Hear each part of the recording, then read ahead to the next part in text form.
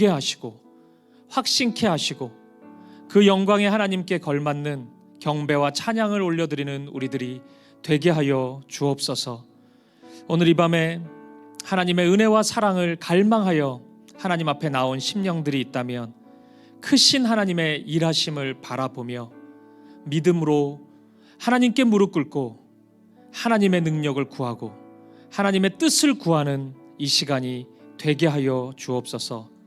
크신 하나님 앞에 우리의 작은 문제들 하나하나가 열릴 것을 믿습니다. 우리가 그것에 매이지 않고 하나님의 일하심을 바라보고 사모하며 꿈꾸며 하나님 나라를 구하는 이 밤이 되게 하여 주옵소서. 오 주님, 우리의 삶 가운데 하나님 나라 임하여 주시옵소서. 우리의 가정 가운데 임하여 주시고 이 교회 가운데 임하여 주시고 이 민족 가운데 임하여 주시고 우리 민족 대한민국을 넘어 이 세상 구석구석 모든 민족과 열방 가운데 하나님 나라를 이루어 주옵소서. 그렇게 우리의 간구에 응답하시고 하나님의 아름다운 일들을 이루어 가시는 하나님 찬양합니다. 감사와 찬양을 드리며 살아계신 예수 그리스도 이름으로 기도합니다. 아멘. 아멘. 네, 자리에 앉으시겠습니다. 금요 예배 오신 사랑하는 성도님들 환영하고 축복합니다. 오늘 비가 많이 오고 바람도 너무 많이 불어가지고 오시기가 쉽지 않으셨을 텐데 이 자리에 오신 분들 정말 환영하고 축복합니다. 우리 옆에 있는 분들 바라보시면서 하나님의 마음을 이렇게 나누어 주실까요? 하나님께서 성도님을 기뻐하십니다. 우리 그렇게 인사하겠습니다. 하나님께서 성도님을 기뻐하십니다. 네, 아멘. 교회 소식 몇 가지 확인해 드리도록 하겠습니다. 오늘과 다음 주 금요일 예배는 선교 축제로 진행됩니다. 오늘은 조동호 선교사님께서 말씀을 전해 주시고요. 우리 다음 주 금요일에는 김민수 선교사님 모시고 하나님 말씀 나누도록 하겠습니다. 많이 참석해 주시면 좋겠습니다. 또 내일과 다음 주 토요일에는 선교학교 진행됩니다. 우리 금요 예배 섬겨주시는 선교사님이 순서를 바꿔가지고 선교학교도 섬겨주시는데요.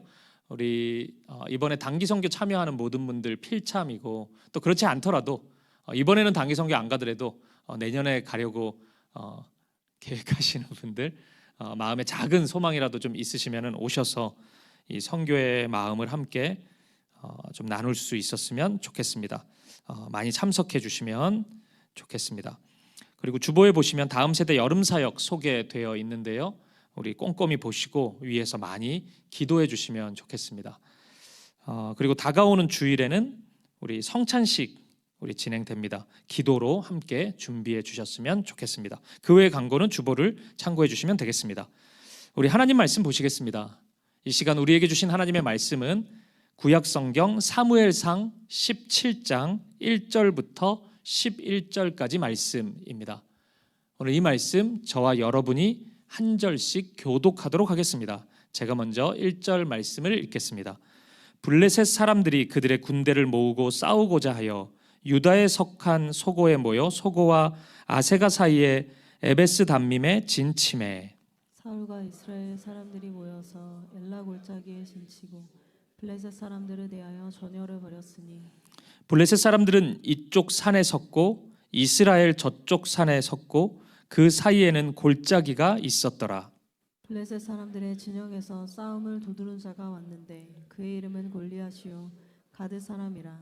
그의 키는 6규빗 한 뼘이요 머리에는 노투구를 썼고 몸에는 비늘 갑옷을 입었으며 그 갑옷의 무게가 놋 5천 세겔이며 그의 다리에는 놋 각반을 쳤고 어깨 사이에는 놋 단창을 메었으니 그 창 자루는 배틀채 같고 창날은 철 600세겔이며 방패 든 자가 앞서 행하더라. 그가 서서 이스라엘 군대를 향하여 외쳐 이르되 너희가 어찌하여 나와서 전열을 벌였느냐. 나는 블레셋 사람이 아니며 너희는 사울의 신복이 아니냐. 너희는 한 사람을 택하여 내게로 내려보내라.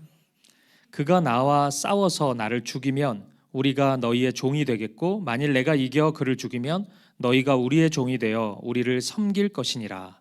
그 블레셋 사람이 또 이르되 내가 오늘 이스라엘의 군대를 모욕하였으니 사람을 보내어 나와 더불어 싸우게 하라 한지라. 함께 읽습니다. 사울과 온 이스라엘이 블레셋 사람의 이 말을 듣고 놀라 크게 두려워하니라. 아멘. 오늘은 말씀드린 대로 조동호 선교사님, 우리 태국에서 사역하시는데요. 우리 교회와는 개척 첫 해부터 연결이 되어서 함께 동역하고 있는 선교사님이십니다. 뭐 아시는 분들 많이 있으실 텐데 태국 치앙라이에서 좀 독특하게 태국 현지 교회 노회에 소속이 되어서 태국 교회 교육을 또 책임지시는 그런 사역을 감당하고 있습니다. 또 올해 이렇게 한국에 나오게 되어서 또 우리가 함께 은혜를 나눌 수 있게 되었는데요. 우리 조동호 선교사님 나오셔서 골리앗이 나를 찾아올 때라는 제목으로 하나님 말씀 전해 주실 텐데, 우리 선교사님, 우리 사김의 교회 이 장소에선 처음 오시는 거네요. 우리 선교사님 보내주신 하나님께 감사하는 마음으로 감사의 박수 하나님께 올려드리면서 선교사님 모시겠습니다.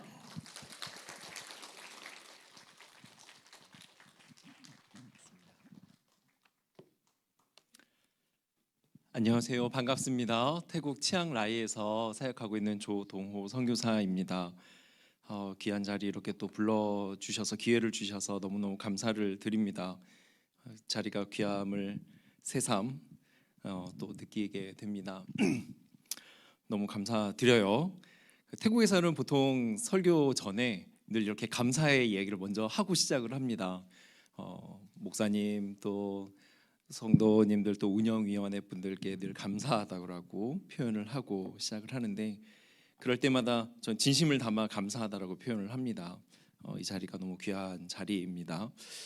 그리고 또 이렇게 목사님과 함께 이 예배 전에 또 잠깐 교제를 하면서 또 한번 느낍니다.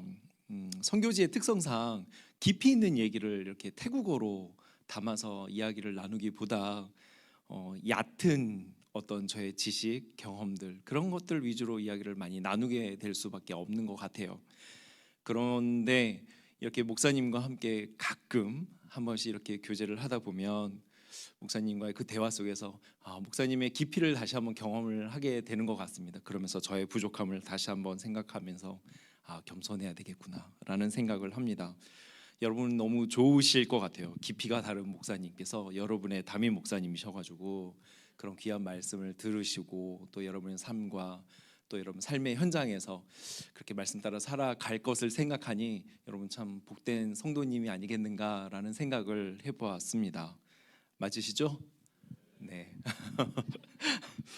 네, 힘이 왜 이렇게 없으시죠?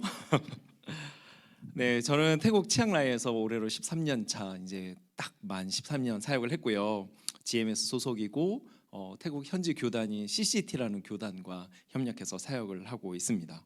이 교단에는 성도님이 다 같이 모인 적은 없지만 통계상으로는 22만 명이 성도님이 등록이 되어 있고 노회로는 25개, 그리고 그 중에 이제 제가 숫자 2 노회라고 하는 치앙라이에 있는 노회에서 사역을 하고 있습니다. 아마 사진이 준비되어 있을 것 같아요. 저희 이노에 140개 교회가 있고 그 140개 교회에서 제가 함께 협력해서 사역을 하고 있거든요. 그런데 특별히 작년에 2024년이죠. 24년 9월 11일, 12일에 치앙라이에서 80년 만에 겪은 대홍수가 있었어요.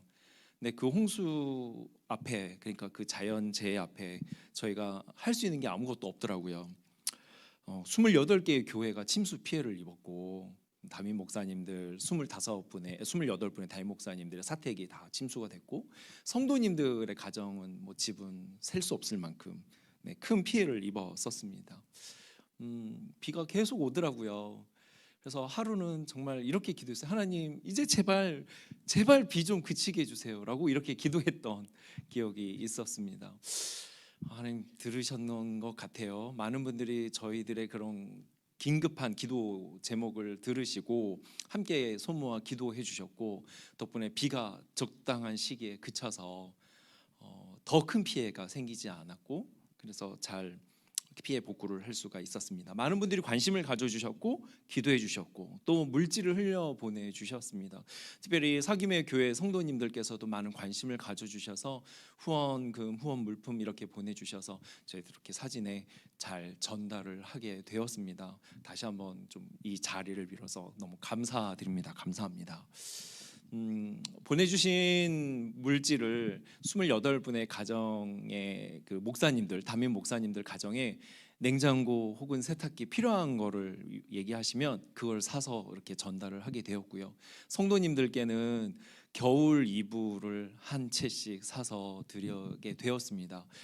탈출을 하셨죠. 비가 갑작스럽게 차오르니까 지붕까지 차오르는데 정말 몇 시간이 안 걸려서 이불도 뭐 숟가락도 가지고 나오지 못한 상황이었기 때문에, 그리고 치앙라이가 북부 끝이라 저희 나름대로는 겨울이 있거든요. 좀 추운 날씨가 있어요. 12월, 1월이 되면 여러분 믿어지지 않으시겠지만 저희는 이렇게 파카를 입고 손 이불을 덮고 전기장판을 태국인데 그런 곳이 있습니다. 그래서 성도님들께서 그 이불을 받으시고 너무 감동해 하셨던 게 자기 인생에 이런 농담을 하셨어요. 그때는 이제 여유가 생기셨으니까 홍수 덕분에 이렇게 좋은 이불 덮어본다고. 그래서 이불을 이렇게 350 가정에 전달을 했었습니다. 제일 좋은 이불을 찾기 위해서 엄청 많이 돌아다녔던 기억이 있어요. 저희가 마지막으로 이제 주문을 하게 된 그 이불 가게를 갔는데 그 사장님이 저보고 어떻게 왔냐, 그래서 저 이불을 좀 많이 사려고 왔다 했더니 저한테 손가락질을 이렇게 하면서 여기 있는 이 쌓여 있는 이불을 방금 치앙라이 그 도청에서 많이 사가지고 갔다고, 그래서 치앙라이 시민들한테 나눠주는 용도로 사가지고 갔다고, 당신도 이거 사가지고 가면 된다, 이런 얘기를 하시더라고요.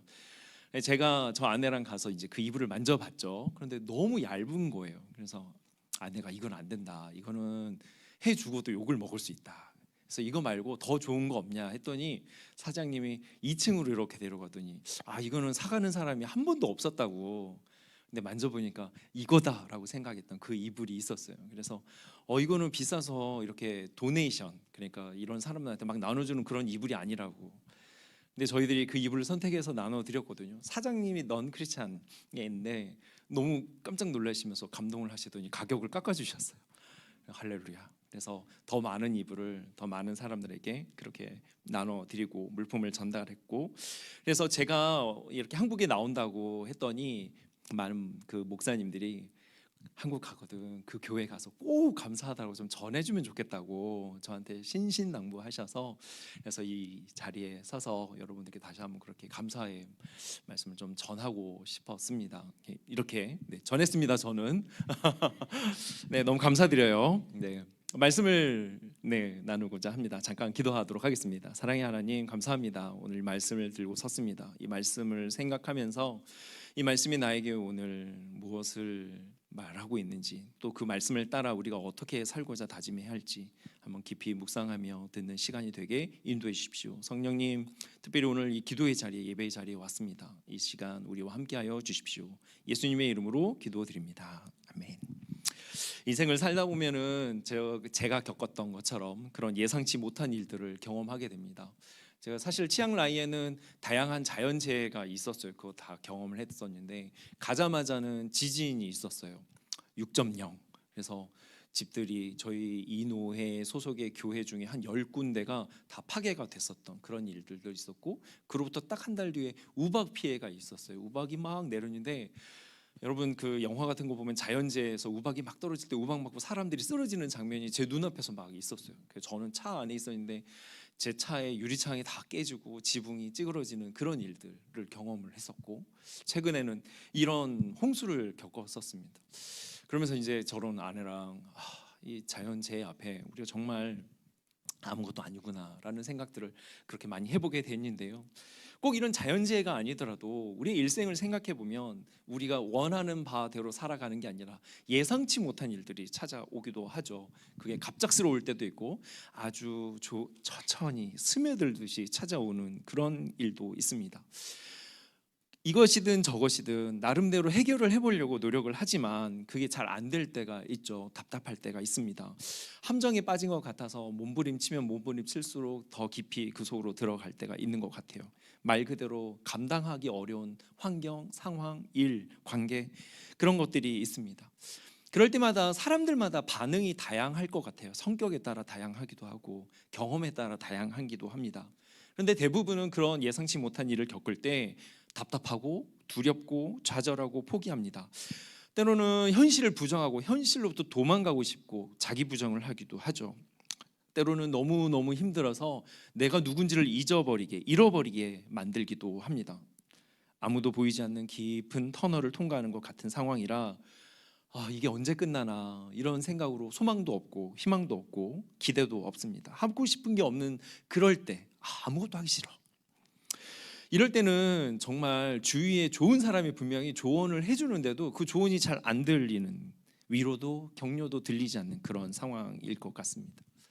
한 번쯤은 그런 일을 겪은 적이 있으실 것 같아요. 여러분의 인생에서. 그게 나이가 많든 적든 한 번쯤은 겪었을 거라 생각합니다.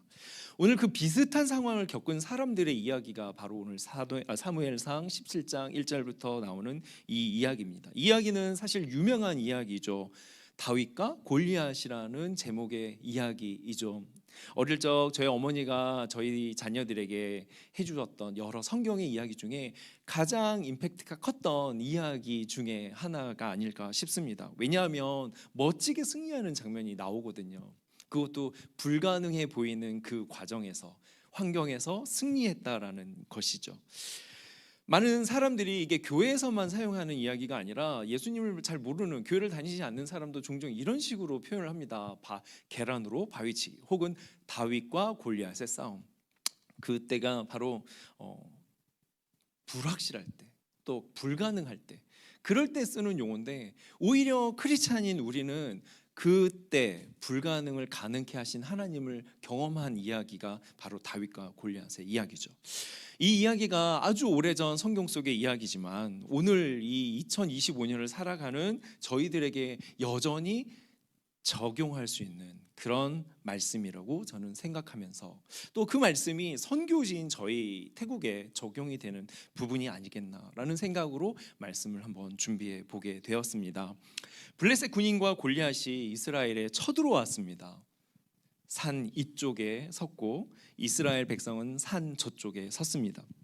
이 사이의 골짜기의 이름은 엘라 골짜기입니다. 꽤나 유명한 골짜기인데, 실은 그 엘라 골짜기의 그런 자료 화면들을 보면 이쪽 산의 블레셋 사람 군인들과 이쪽 산의 이스라엘 군인 사이에는 생각보다 가까이에 있습니다. 즉 목소리를 크게 하면 들릴 만큼의 거리에 있어요. 그 말은 언제든 마음만 먹으면 이쪽 사람들이 엘라 골짜기로 내려와서 올라가서 싸워볼 수 있는 그런 물리적 거리에 공간을 이 엘라 골짜기로 표현하고 있습니다.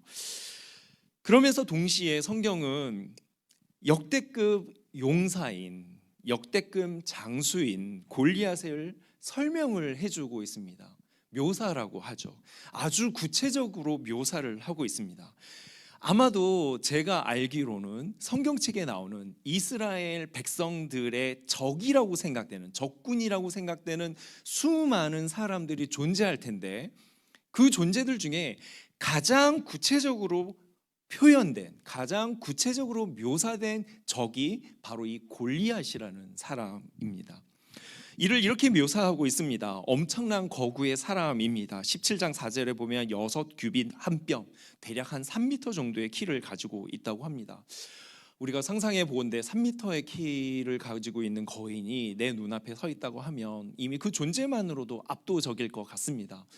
제가 서울에 와서 이렇게 지하철을 타고 움직이다 보니까 서울에는 키가 큰 사람이 정말 많더라고요. 키 큰 사람이. 그러면서 3m는 도대체 얼마나 큰 거야? 라고 생각을 해보았죠. 키만 큰 것이 아니었습니다. 이 골리앗이 착용하고 있는 무장은 아주 강력한 무장이었습니다. 노투구를 썼고요. 비늘 갑옷을 입었습니다. 녹 각반을 착용했고 놋 단창을 가지고 있었습니다. 창자루를 가지고 있는데 약 7kg에 달했다고 합니다. 방패는 너무너무 커서 아예 방패만 전용으로 들고 있어야 되는 사람이 이 방패를 들고 이 골리앗 앞에 서 있어야만 하는 그런 상태의 사람이 바로 골리앗이었습니다. 여러분 생각해 보십시오. 상상이 되시죠? 얼마나 강력한 사람이 그 앞에 서 있을까? 여러분 그가 가지고 있는 그 모든 모습은 정말 완벽한 공격의 무기와 완벽한 방어의 무기를 가지고 있는 완벽한 장수의 모습을 하고 있습니다. 시각적으로 아주 우리의 혼을 쏙 빼놓기에 딱 맞는 그런 존재라는 거예요. 시각적으로 그냥 내가 시각을 이쪽으로 돌리고 싶어도 저쪽으로 돌리고 싶어도 자꾸만 그 적군에게 내 눈이 가게끔 만들어져 있습니다. 더군다나 이 사람은 싸움을 도두는 자라고 성경은 표현하고 있죠. 속을 뒤집어 놓는 사람입니다. 이쪽에 와서 이스라엘 사람들 앞에 서서 40일을 조석으로 나타나 모욕을 하는 말, 치욕적인 말들을 하면서 계속해서 도발을 하는 거죠. 매우 청각적인 공격들을 합니다. 시각적으로, 청각적으로 이스라엘 백성들, 군인들을 향해서 도발하는 그 사람 앞에서 많은 사람들은 마음이 무너지고 힘든 그런 상황들이었을 겁니다. 저는 이렇게 생각을 해보았습니다. 왜 이렇게 이 본문을 기록한 사람은 구체적으로 이렇게 적에 대해서 묘사를 하고 있을까? 왜 이렇게 자세하게 묘사를 하고 있을까? 여러분 한번 좀 생각해 보셨을 것 같아요. 저는 이렇게 생각이 들었어요. 우리가 그 전투의 현장에 있지는 않지만 이스라엘 백성들, 군인들이 느꼈던 그 불안감, 두려움, 걱정, 치욕스러움, 이 모든 것들을 이 성경을 읽고 있는 우리가 한번 같이 느껴보라고 적어놓은 게 아닐까라고 생각을 해보았습니다. 그랬더니 제가 마치 지금 엘라 골짜기 이쪽 편에 서 있는 것처럼 느껴지더라고요. 시간과 공간을 뛰어넘어 오늘날 교회를 다니고 있는 많은 사람들이 이 사무엘상 17장을 읽으면서 같은 느낌을, 같은 감정을 공유하도록 만들어 놓았습니다. 같은 감정, 그리고 우리 같은 감정으로 보고 있는 그 골리앗. 이런 생각이 들어요. 감히 맞설 수 없는 거대한 위협, 압도적인 적, 약점이 하나도 없어 보이는 적, 완벽한 적, 내가 어떻게 뭔가 해볼 수 없는, 감히 할 수 있을까라고 상상할 수 없는 그런 적. 그 적이 지금 제 눈앞에, 여러분 눈앞에 서 있는 것입니다. 이스라엘 군인들의 반응은 우리의 예상과 같습니다. 11절과 24절을 보면 사울과 온 이스라엘이 블레셋 사람의 이 말을 듣고 놀라 크게 두려워하니라. 이스라엘 백성들은 지금 놀랍고 두려워하고 있습니다. 짧은 두 단어이지만 그냥 놀랍다는 표현, 두렵다라는 표현, 아마 그 이상의 감정들이 이들에게 있었을 것 같아요. 얼마나 놀랐는지, 얼마나 두려웠는지 24절에서 한 번 더 이스라엘 군인들의 감정을 묘사합니다. 심히 두려워하여 그 앞에서 도망하며. 갑작스럽게 찾아온 예상치 못했던 그 일들에 대한 반응입니다. 여러분, 군인들이 이렇게 하는 거에 대해서 이해가 가십니까? 우리 한국 군인들을 생각하면 가끔 이렇게 텔레비전에서 인터뷰하는 거 보면 어떠한 적과도 싸워 이길 수 있습니다라는 그런 강력한 의지를 보이는가 하면 이스라엘 군인들은 모든 의지가 꺾여 있는 상태입니다. 그런데 이들의 리더인, 이들의 왕인 사울 왕도 성경은 같은 상태라고 표현하고 있습니다. 그 압도적인 두려움 앞에 사울도 같이 그 거대한 위협 앞에 동일한 감정을 가지고 동일한 생각을 가지고 있다는 거죠. 불안에 떨고 있는 이스라엘 군사들과 사울을 향해 골리앗은 계속해서 매일같이 나타나 그 골짜기의 메아리를 잘 활용해서 이스라엘 군인들의 심정을 계속해서 건듭니다. 군인들만 욕하는 게 아니라 사울 왕만 욕하는 게 아니라 이제는 하나님까지, 그들이 믿는 하나님까지 모욕하고 있습니다. 모든 것이 무너져 있는 상태죠. 많은 사람들이 시각적으로 청각적으로 찾아온 공격 앞에 그들의 관점, 그들의 초점은 온통 골리앗에게 빠져 있습니다. 그들의 귀에는 더 이상 다른 소리가 들리지 않고 골리앗이 하는 소리만 들립니다. 나를 욕하고 나를 비방하고 나를 짓누르는, 나의 자존감을 무너뜨리는 그런 수많은 공격적인 음성에 반응을 하고 있는 우리 이 이스라엘 군인들입니다. 사울은요, 더 나아가서 골리앗과 한번 싸워보겠다고 온 다윗을 향해 자신의 경험과 자신의 관점과 자신의 생각과 기준을 이야기합니다.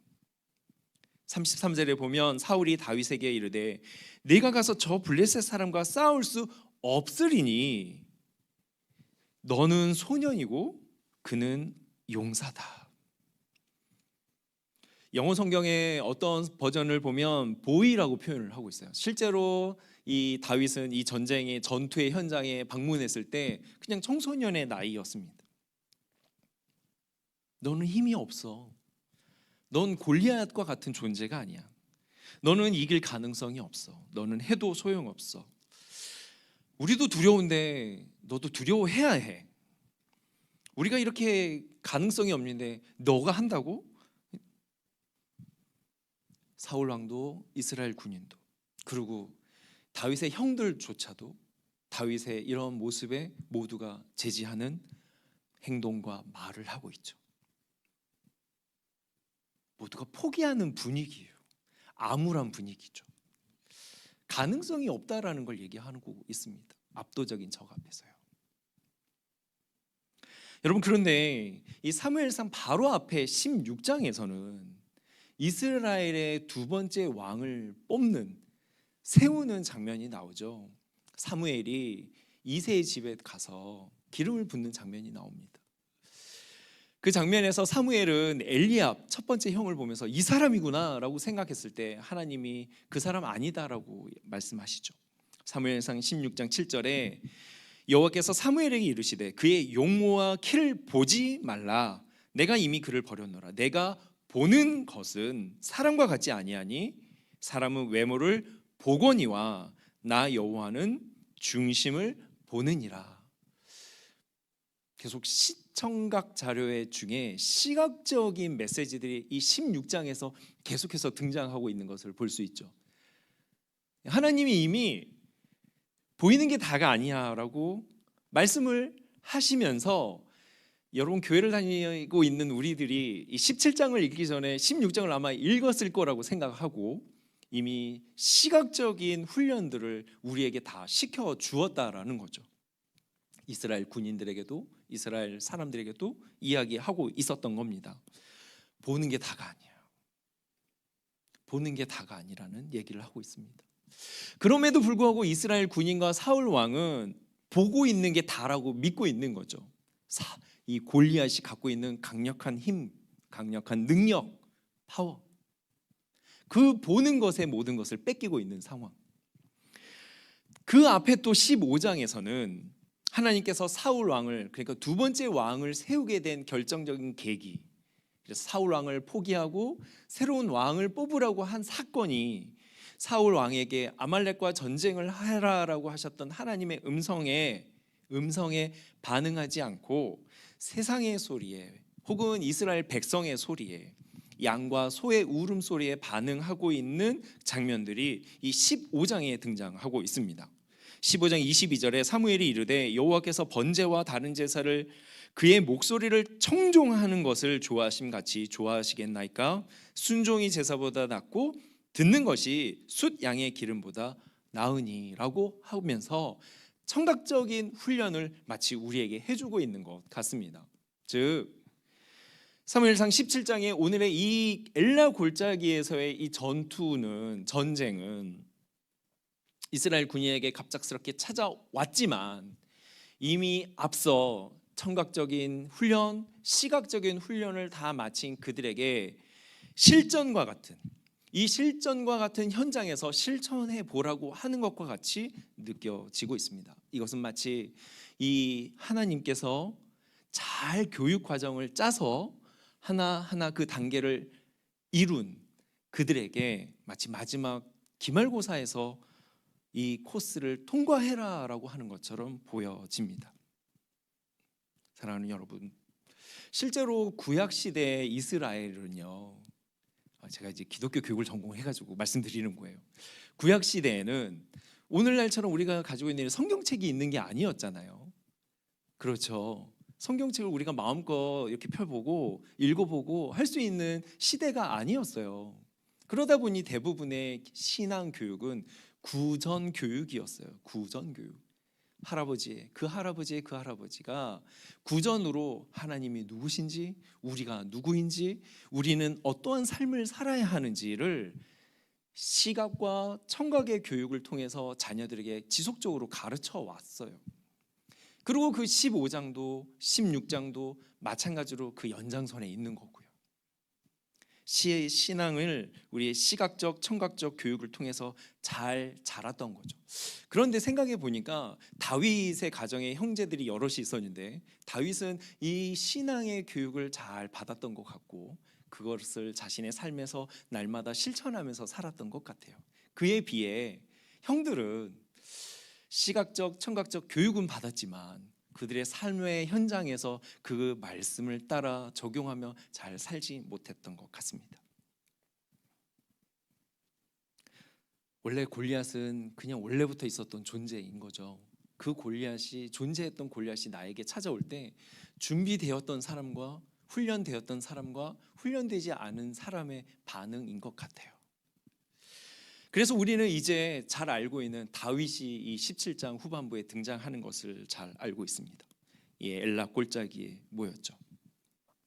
다윗은 이스라엘 군인들이 혹은 사울 왕이 보던 관점과 전혀 다른 관점으로 이 전쟁의 현장을 보고 있습니다.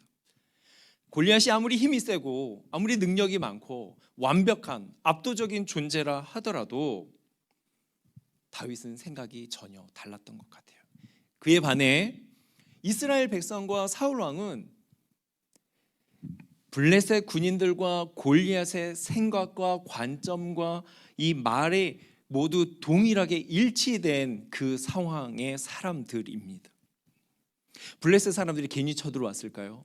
전쟁에서 질 것 같은 마음으로 왔을까요? 아니에요. 이길 거라고 생각하면서 찾아왔습니다. 이스라엘을 압도적으로 이길 수 있을 거라고 생각하면서 왔죠. 그 이유는 골리앗이에요. 블레셋 군인들이 또 골리앗 스스로도 우리의 압도적인 힘과 능력을 생각하면서 찾아왔다는 거예요. 그런데 이에 대한 반응으로 이스라엘 군인들은 신앙적인 눈으로 혹은 신앙적인 마음으로 신앙적인 태도로 이 현장을 보는 것이 아니라 블레셋 군인과 동일한 눈으로 보고 있다는 거죠. 우리 질 거야. 왜요? 능력이 많으니까. 힘이 저쪽이 더 세 보이니까.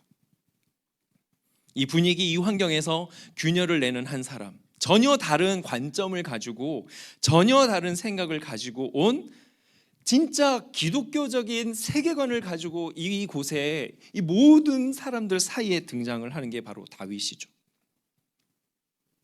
이 싸움의 주도권은 사실 골리앗에게 있었습니다. 해결될 기미가 보이지 않는 이 환경의 주인은 골리앗이었죠. 그런데 다윗은 이 환경의 주인이 골리앗이 아니라 하나님이라는 믿음을 가지고 등장하고 있습니다. 그러면서 그는 이렇게 고백합니다. 여호와께서 나를 사자의 발톱과 곰의 발톱에서 건져내셨은즉 나를 이 블레셋 사람의 손에서도 건져내시리이다. 그렇습니다. 다윗은 여태까지 신앙 훈련을 받았고 또 신앙 훈련을 통해서 자신의 삶의 현장에서 그것을 적용하며 살아갈 때 그때 만났던 하나님을 바로 이 전쟁의 중간에서도 동일하게 신뢰하고 고백하고 있는 것이죠. 다윗은 골리앗에게 이렇게 표현합니다. 17장 45절부터 47절에 너는 칼과 창과 단창으로 내게 나오지만 나는 만군의 여호와의 이름 곧 내가 모욕하는 이스라엘 군대의 하나님의 이름으로 내게 나아가노라. 또 46절엔 온 땅으로 이스라엘의 하나님이 계신 줄 알게 하겠다. 47절에 구원하심이 칼과 창에 있지 아니함을 이 무리에게 알게 하리라. 전쟁은 여호와께 속한 것이다. 모두가 사실은 같은 관점이에요. 모두가 같은 생각이에요. 세상의 강력한 것 앞에 우리는 마음을 뺏깁니다. 그렇죠. 저도 그러니까요. 이쁜 게 좋은 거라고, 잘생긴 게 좋은 거라고, 가지고 있는 게 많으면 좋아 보이죠. 그래서 말씀을 준비하면서 여러분 다윗처럼 살아야 됩니다라고 하면서 저는 저한테 이 말씀을 적용을 먼저 해보면서, 근데 나는 왜 사울을 따라가고 있지? 왜 사울의 눈으로 보고 있는 그 시각을 나는 따라가고 있지? 더 큰 것, 더 강한 것, 더 뭔가 세 보이는 그것, 내 지금 눈앞에 보이는 그것. 왜 나는 다윗처럼 사십시오라고 말을 하면서 나는 이렇게 살고 있나? 다윗이길 바랬지만 사울인 저의 모습을 보게 되더라고요. 다윗은 이렇게 표현합니다. 하나님이 주인입니다. 그 말은요, 자기 자신에 대한 정체성도 선포하는 거거든요. 하나님이 주인이면 저는 누구입니까? 종이죠. 하나님의 도구일 뿐입니다. 하나님 나를 사용해 주십시오. 하나님이 지금 나와 함께 하시면 이 상황, 이 어려움, 이 난관, 이 예상치 못한 일 이겨낼 수 있습니다. 다윗이 과감하게 물맷돌을 돌리면서 진격할 수 있었던 것은 눈에 보이지 않지만 지금 눈에 보이는 건 골리앗이지만 그 너머에 혹은 내 뒤에 계신 그 하나님이 누구신지를 정확하게 보고 있었고, 내 귀에 들려오는 하나님의 음성이 무엇인지를 듣고 있었고, 나의 삶의 현장에서 날마다 나를 찾아오시고 나와 동행하는 그 하나님이 나를 어떻게 돕고 계셨는지를 늘 믿고 확신했던 그 믿음, 그 한 사람, 기독교인, 진짜 기독교인, 기독교 세계관이 잘 정립된 이 세계가 아니라 더 큰 하나님의 세계가 있음을 믿는, 그래서 두려움, 멸시, 모욕이 나에게 들려와도 그것이 사실이 아니기 때문에 다 흘려버리고 진짜 하나님의 음성이 이곳에 선포된다면 이곳이 승리의 현장이 될 수 있다고 믿는 거죠. 사랑하는 여러분, 이스라엘 군인과 사울이 잘못했다라고 저는 말하려고 하는 게 아니에요. 충분히 이해가 가요. 우리도 그렇게 따라가고 있을 때가 많으니까요. 제가 만나는 여러 선교사님들 혹은 여러 성도님들, 태국에 만나는, 종종 이분이 정말 기독교적 세계관을 가지고 혹은 기독교적 가치관을 가지고 있는 사람이 맞을까? 분명히 그도 어딘가에 가서는 다윗처럼 사셔야 됩니다라고 얘기를 할 텐데 너무너무 세속적인 가치관을 가지고 선교지에서 만나는 분들이 계십니다. 근데 그분을 제가 욕하는 게 아니라 저도 종종 그런 모습을 따라가고 있는 제 자신을 발견할 때가 있으니까 그게 문제라는 거죠. 왜냐하면 제가 선교지에 가 있는 거는 선교지에서 만나는 태국인들에게 여러분 말씀을 따라 살아간다는 건 그렇습니다. 그 중에 대표적인 모델이 모세고 요셉이고 다윗이지 않습니까? 그들이 했던 결정들, 선택들, 믿음들, 그것이 우리가 따라가야 될 좋은 롤모델이 아니겠습니까? 라고 이야기하러 간 거니까요. 선교가 무엇일까? 다양하고 폭이 넓죠. 짧게 정의하자면 예수님을 모르는 사람에게 예수님을 소개하고, 그들에게 믿음이 무엇인지를 소개하고, 하나님을 믿지 않는, 주님을 믿지 않는 사람들에게 복음을 전하는 것.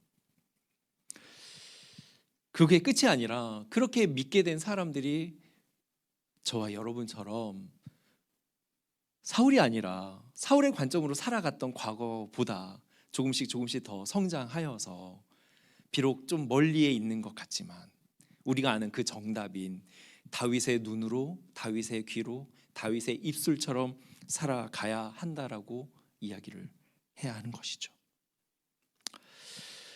이제 제가 태국 선교사이니까 태국 이야기를 안 할 수가 없죠. 태국 선교에 제가 좀 적용을 해봤습니다. 많은 사람들이 태국을 떠올리면, 그러니까 예수님을 믿든 믿지 않든 태국을 떠올리면 경기도 다낭시와 같은 그런 곳처럼 생각을 하죠. 아름다운 해변이 있는 멋진 나라입니다. 많은 사람들이 관광하러 오는 곳이에요. 그게 사실은 일반적인 관점이죠. 관점. 그들이 보고 있는 태국인 거예요. 그들이 듣고 있는 태국이죠. 그런데 사실 기독교적 관점으로 태국을 보면 생각보다 심각한 나라입니다. 골리앗과 같은 나라인 것 같아요. 제가 느낄 때 골리앗과 같은 나라. 선교가 정말 어려운 나라라는 거에 대해서 저도 사실은 일부 동의를 합니다. 왜냐하면 선교 역사가 200년이 됐는데 동남아시아의 여러 나라가 선교 역사가 오래됐어요. 그럼에도 불구하고 1%의 복음화율을 가지고 있는 유일한 국가거든요. 미얀마, 라오스, 캄보디아, 베트남 다 1%보다 높습니다. 유일한 이 태국. 그런데 200년이나 됐어요. 많은 사람들이 청각적으로도 표현합니다. 어려운 나라야. 그러니 포기해야 돼. 가능성이 없어.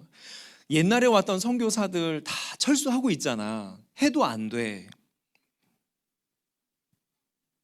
오늘날에 있는 선교사들도 태국 사람들 안 돼. 이렇게 얘기합니다. 어떤 선배 선교사님은 태국 겉들이라는 표현도 하실 때가 있어요. 거칠게 표현하시죠. 어려운 것 같아요. 골리앗 같습니다. 너무나 압도적인 것처럼 느껴져요. 태국에 대해서 고민을 하고 생각을 해봅니다. 왜 이렇게 선교가 어려운가? 그래서 이 사무엘상에 이 기록을 한 사람처럼 묘사를 한번 해봤어요. 태국의 묘사. 태국이 종교적으로, 사회적으로, 문화적으로, 정치적으로, 경제적으로 완벽하게 짜여져 있는 이 틀과 같은 나라 같더라고요. 완벽해 보이는, 압도적인 적, 약점이 없어 보이는 적, 그런 적처럼 좀 느껴집니다. 사실 우리가 알고 있는 태국은 불교 국가라고 생각하는데 종교의 자유가 있는 나라죠. 그러니 저처럼 선교사 비자와 워크퍼밋을 가지고 복음을 전하는 사람도 있으니까요. 공식적으로 종교의 자유가 있습니다. 다만 불교가 많을 뿐이죠. 94%, 이슬람교가 5%, 1%의 기독교인. 그런데 태국 불교가 독특합니다. 한국의 불교와는 좀 다른 것 같아요. 한국의 불교의 베이스와 이 태국의 불교의 베이스가 너무 달라서 나타나는 모습도 다른 것 같아요. 태국의 불교는 힌두교가 바탕입니다. 여러분, 그런데요, 이제 제가 목사인데 교회에서 불교 얘기를 지금 하니까 오해를 하지 말고 들으셔야 한다는 걸 먼저 언급을 하는 거예요. 힌두교로부터 종교 개혁을 일으킨 게 이제 석가모니잖아요. 힌두교에 문제가 많으니까 이렇게 해야 됩니다. 그래서 만든 게 불교라고 하면 그 두 가지는 사실 같으면 안 된다는 거예요. 달라야 한다는 거죠. 불교는 사실 많은 것을 비워내고 없애야 돼요. 가지지 말아야 하죠. 높은 탑을 만들지 말라고 제자 훈련도 했었다고 합니다. 근데 제자들이 제자 훈련을 열심히 안 했던 것 같아요. 석가모니가 죽자마자 뭔가 너무너무 열심히 만들었어요. 오늘날의 한국 불교든 태국 불교든 화려한 절이 대표적인 그 제자 훈련의 실패작인 거예요. 너무 화려하죠. 화려함은 어디와 유사하냐면 힌두교와 유사합니다. 쾌락, 그것이 힌두교의 최고 정점에 이르는 가치죠. 비움과 쾌락이 같이 공존한다? 이게 태국 불교예요. 불가능할 것 같은데 이 두 가지가 서로의 단점을 보완하면서 교묘한, 그러면서 아주 나름대로의 매력적인 종교가 됩니다. 윤회사상은 어떻고요? 계급이 있는 사회죠. 왕이 있고 신하들이 여전히 존재합니다. 지금 일반 백성들이 80%인데 이 사람들은 자신의 삶에 만족하도록 가르치고 있어요. 불교에서. 그리고 너네가 지금 이곳에서 위의 계급 사회의 사람들의 말을 잘 들으면 다음 생에 너네도 이런 좋은 계급을 가지고 태어날 수 있어. 그러니 오늘의 이 삶에 만족하면서 살아. 태국 사람들 대부분은 만족하면서 살죠. 그러면서도 그들의 정신 세계는 무속신앙의 지배를 받습니다. 복을 끊임없이 찾고요. 귀신을 두려워하죠. 예수님을 믿기 어렵다라고 말을 하는 사람들과 이야기를 해보니까 귀신이 무서워서 교회를 못 가겠대요. 태국 마을마다 정월 대보름과 같은 날이면 하얀색 무명 실을 가지고 마을 전체를 이렇게 묶는 의식을 해요. 그런데 거기에 예수 믿는 한 집이 있다고 생각해 보세요. 동네 사람들이 매우 싫어해요. 두렵거든요. 그 집을 통해서 귀신이 들어올까 봐. 그래서 대부분의 태국 사람들이 우리 마을에 예수 믿는 사람들이 나타나면 핍박해요. 실제로 싫어합니다. 왕따를 시키죠. 마을에 큰 대소사가 있어도 부르지 않아요. 아예 빼고 일을 하죠. 마을의 공동체 문화가 아주 강력합니다. 오늘날 제주도의 어떤 해변가 마을이나 경상도나 강원도의 어떤 산골 마을에 가면 여전히 그런 문화들이 존재하고 있죠. 가난은 어떨까요? 태국 사람들 대부분은 가난합니다. 태국 경제의 대부분은 그 상위 5% 내지 10% 사람이 다 쥐고 있죠. 가난이 되물림 됩니다. 그래서 사실은요, 태국인들에게 가난의 문제는 정말 중요한 문제는 아니에요. 할아버지도, 그 위에 할아버지도 가난했고, 나의 아버지, 나도 가난하고, 내 자식도 가난할 거예요. 그러니까 큰 문제는 아니죠. 그런데 불편하니까 마을에서, 학교에서 아이들이 절을 가야 하죠. 태어날 때부터 성년이 되고 결혼을 하고 죽어서 장례식 할 때도 절을 갑니다. 학교 다니는 아이들이 절을 안 가기로 작정을 하면, 그리고 이 아이가 교회를 가면 이 태국 정부에서 혹은 절과 연결되어 있는 이 단체에서 이 아이들에게 주는 작은 혜택들이 다 끊어집니다. 그걸 받고 살아가는 그들에게 또 힘든 일인 것 같아요. 태국인 대부분은 빚쟁이입니다. 엄청난 부채를 안고 살죠. 태국인 시급이 35바트거든요. 한국 돈으로 1,500원이에요. 근데 1리터 기름이 1,500원이에요. 이 태국 사회가 뭔가 심각한 문제가 있는 거죠. 한 달 내내 일을 해도 10,000바트, 40만 원 정도를 법니다. 대부분은 그 돈을 받고 살아가죠. 근데 빚을 져요. 근데 이 빚을 지는데 태국 정부가 더 빚을 많이 지도록 유도해요. 여러분, 빚 지셔야 합니다. 이렇게 안내합니다. 그리고 빚 갚고 한 25년, 30년에 걸쳐서 천천히 갚으세요. 태국인들 대부분이 그렇게 해서 돈을 빌려 쓰고 갚습니다. 25년, 30년. 계속 빚 갚는 거예요. 다른 게 보이겠습니까? 정치가, 사회가 어떻게 돌아가는지 보이겠어요? 내 빚 갚는데 정신이 없죠. 빚 갚다 보면 교회에 나와서 헌금을 못 하죠. 태국 교회가 역사가 오래됐고 건물도 나름대로 지어져 있는데 교회는 가난해요. 가난한 교회는 아무것도 하지 않으려고 해요. 안타까운 건 교회가 여전도회가 야유회는 가는데 주일학교 예산이 없어요. 교회 예산이 1년에 5,000바트? 10,000바트인 교회가 대부분이에요. 5,000바트면 52주잖아요. 그러면 일주일에 100바트를 쓰는 거예요. 100바트 4,000원을 쓰는 겁니다. 일주일에. 100바트 가지고 주일학교 청소년들 가르쳐야 되는데 무엇을 할 수 있겠어요? A4 용지 나눠주고 색칠하는 게 태국 교회의 현실이에요. 선교사에 대한 인식도 사실은 오랜 역사 속에서 부정적입니다. 이런 곳에서 복음을 전한다, 선교를 한다, 골리앗 앞에 서 있는 것 같아요. 골리앗이 이 선교지에 찾아온 거죠. 그런데 여러분, 사울의 관점으로 저는 보고 싶지 않고 다윗의 관점으로 지금 그 태국 현장을 보고 싶어요. 그래서 그 자리에 갔습니다. 예수님이 베드로를 통해서 약속하셨던 내 교회를 세우겠다는 약속, 예수님이 제자들에게 하셨던 그 명령, 제자 삼아라. 제자가 무엇입니까? 예수님 닮은 사람 아니겠습니까? 기독교 세계관을 가지고 살아가고 있는 사람 아니겠습니까? 어려운 환경, 골리앗과 같은 환경을 직면할 때 그때 다른 관점으로, 다른 생각으로, 다른 귀로, 다른 입술로 보라고 만든 사람, 그 사람이 제자 아니겠습니까? 그리고 그들이 모여있는 곳이 교회 아니겠습니까?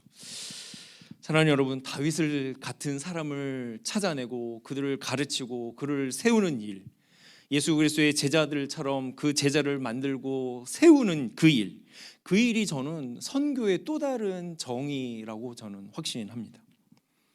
그에게 찾아가서 한 사람에게 복음을 전하는 것에서 멈추는 게 아니라 그 사람을 세워가는 그 일, 다윗과 같은 사람, 물론 우리도 연약해서 여전히 사울의 눈 조금, 다윗의 눈 조금 가지고 살아가고 있지만 같이 노력해 나가야 되는 그런 일들을 하는, 그것이 선교가 아닐까 생각을 해보았습니다. 기독교 교육을 공부했더니 이미 많은 기독교 학자들이 그렇게 표현하고 있더라고요. 아는 게 다가 아니다. 그래서 지성과 사실은 영성과 덕성이 조화로운 상태, 그게 예수 그리스도의 제자라고 말하고 있더라고요. 그 일을 위해서 목사님께서도 아까 잠시 설명을 해주셨지만 저는 조금 독특한 것 같아요. 제가 생각했을 때 그래서 태국 교회에 연결이 되어서 140개의 교회에 많은 목사님들과 혹은 장로님들, 집사님들과 또 청년, 청소년들과 함께 그들의 관점이, 그들의 생각이, 그들의 귀가 다윗처럼 하나님을 고백하는 그들의 입술이 성경에 나와 있는 우리가 생각하는 그 제자의 모습과 같이 되도록 하려고 조금씩 걸어가고 있는 것 같아요. 그 일을 위해서 저는 혼자 하는 게 아니라 태국에서는 물론 태국 목사님들과 목회자들과 함께 동력을 하고 있고요. 한국에서는 여러분들처럼 저를 한번 생각해 보고 또 생각해 주시고 기도해 주는 이 한국에 있는 교회분들과 교회 성도님들과 함께 동력하면서 이 일을 위해 걸어가고 있는 것 같습니다. 교회를 짓는 일 중요하죠. 그러나 진짜 교회를 세우는 일이, 진짜 한 사람을 세우는 일이 이 시대의 선교가 아니겠는가라는 생각합니다. 오늘날 2025년도의 선교 트렌드가 이런 이야기가 아주 중요한 키워드거든요. 동반자, 태국인들과 함께 동력하는 그것이 오늘날의 중요한 키워드라고 합니다. 그들과 함께 사역하고 있는 영상이 한 5분 정도가 되는데 이거 보고 함께 기도했으면 좋겠습니다. 네.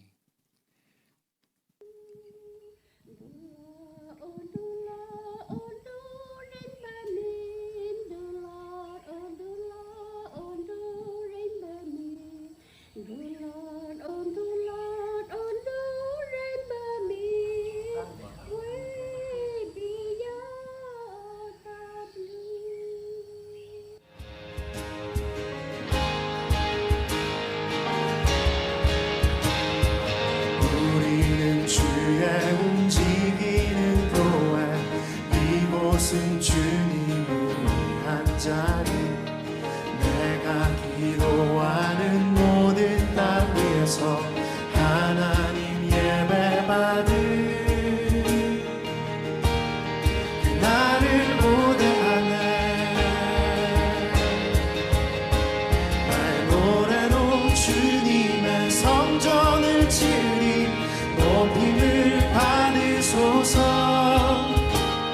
이스라엘의 찬송 중 거하신 주님을 거룩하십니다. 두 손 들어 주님의 보좌를 만들고 온 맘 다해 경배하리. 구름 날개 사이에 임하신 것처럼 내 위에 임하소서.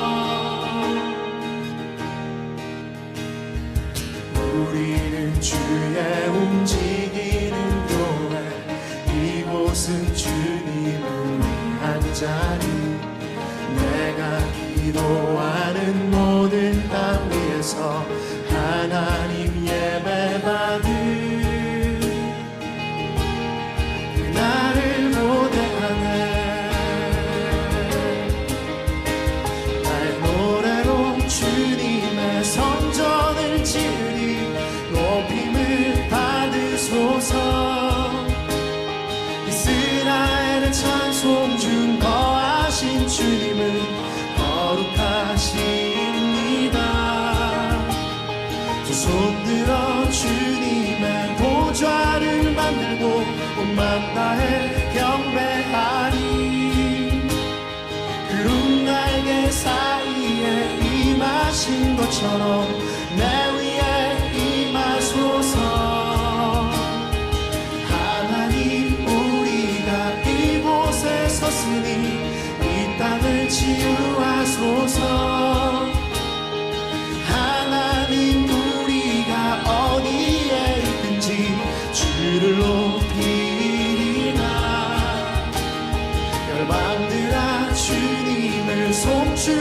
갈지어다 그 발 아래 입 맞추라.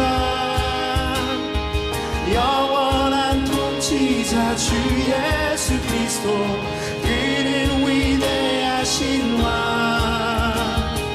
하나님 우리가 이곳에 섰으니 이 땅을 치유하소서.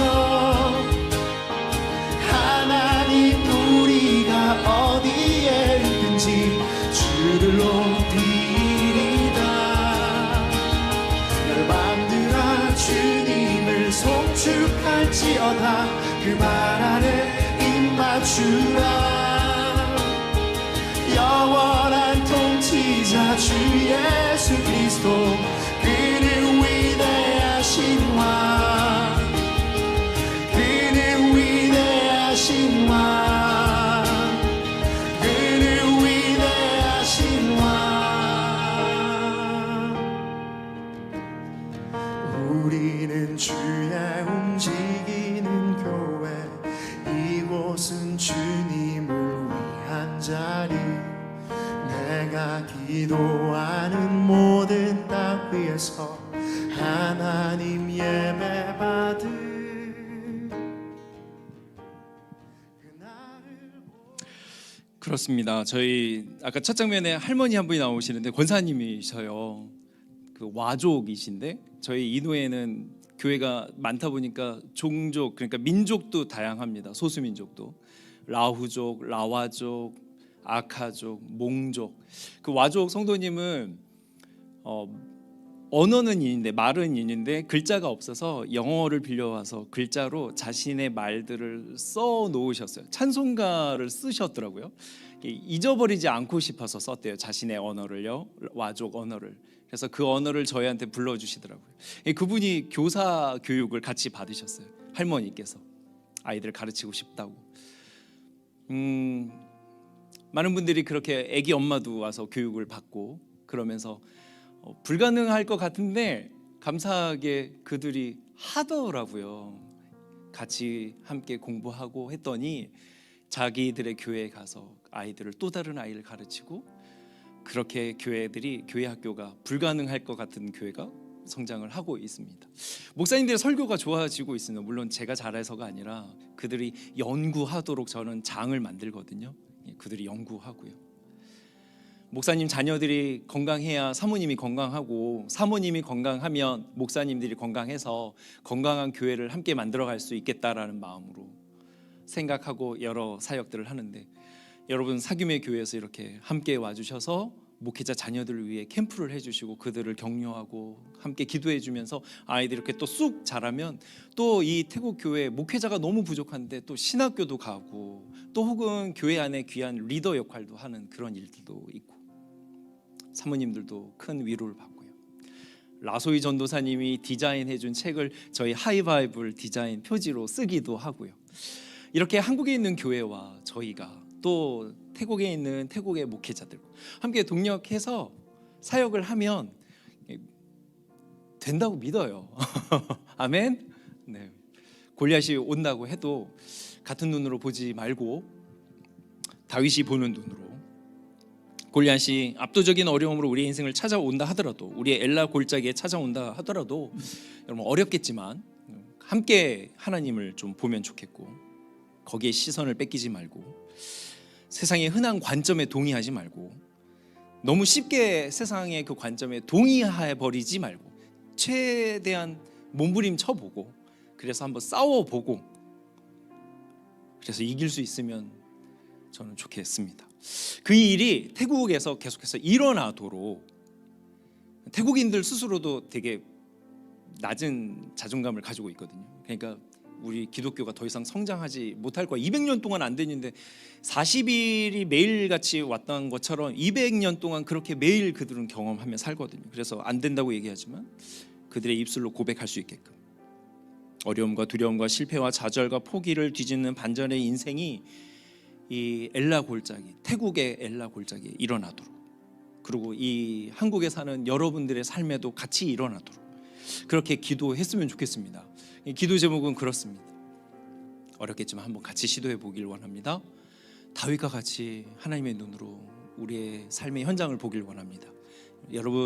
여러분의 건강한 이 사김의 교회처럼 또 목사님께서 몸부림치면서 여러분을 위해 기도하고 이 교회가 주님의 몸된 교회로 세워져 가는 것을 꿈꾸며 달려가듯 태국에 있는 교회들도 그렇게 되어지도록 여러분은 이 시간에 중보해 주시면 좋겠습니다.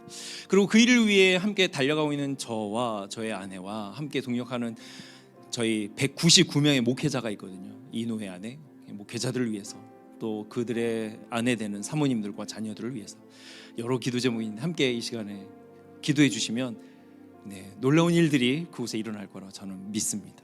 함께 기도해 보길 원합니다. 이 시간에 손 모아 또 두 눈을 감고 같이 소리내어 한번 기도했으면 좋겠습니다. 같이 기도하겠습니다. 하나님, 우리 가운데 찾아와 주신 하나님, 우리를 찾아와 주신 그 하나님,